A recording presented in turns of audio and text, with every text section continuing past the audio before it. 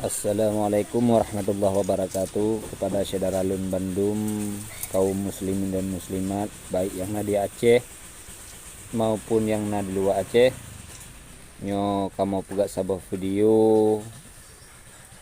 pembenahan musala Balai Pengajian Babul Khairat Gampung Alubili Gelumpang, Kecamatan Bakia, Kabupaten Aceh Utara, Provinsi Aceh.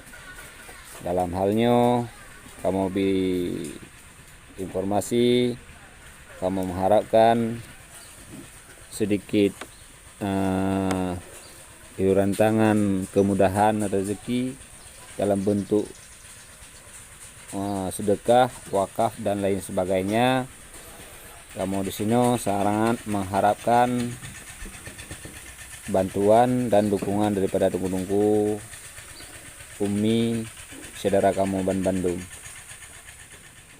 Nyoke saboh bentuk bangunan yang akan kamu bangun dalam bentuk gotong royong. Nyoke yang duhnyo musala dasar yang akan segera taroboh ataupun tapu bongkar, yang akan terbangun saboh musala yang baru dalam bentuk donasi dari kaum muslimin dan muslimat yang di Aceh dan di luar Aceh.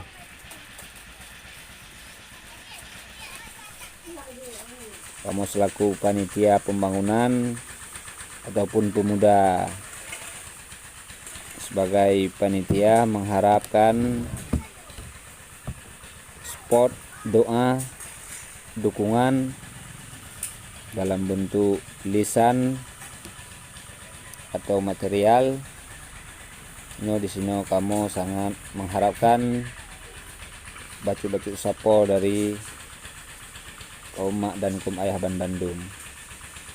Bila tungku Umi ingin menyumbangkan biaya, jet tungku hubungi ataupun tungku cek baklisnya nomor handphone panitia, kali kamu cantumkan di sini. Kondisi yang tengah pakai Jino, musala doha. Itu kondisi daerah kamu ataupun balai pengajian kamu yang musalanya sangat membutuhkan bagi kamu, karena paduk-paduk malam jadwal-jadwal tertentu, baik pun duit pemuda ataupun sama dia umum nyoba musalanya kamu Kondisi pakai. Jino.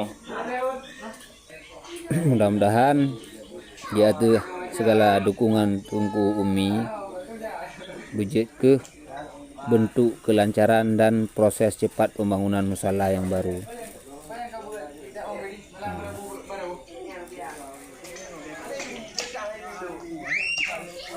Oke, video kamu yang tengah gotong royong kerjasama antar pemuda dan santri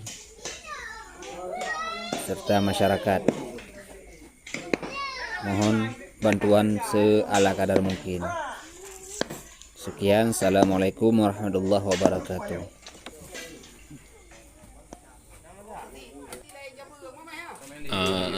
Untuk info lebih lanjut, tunggu kalian bak videonya, kalau kamu cantum nomor HP dan WA untuk tunggu hubungi lebih meyakinkan nyo alamat dan tempat pembangunan serta nomor HP.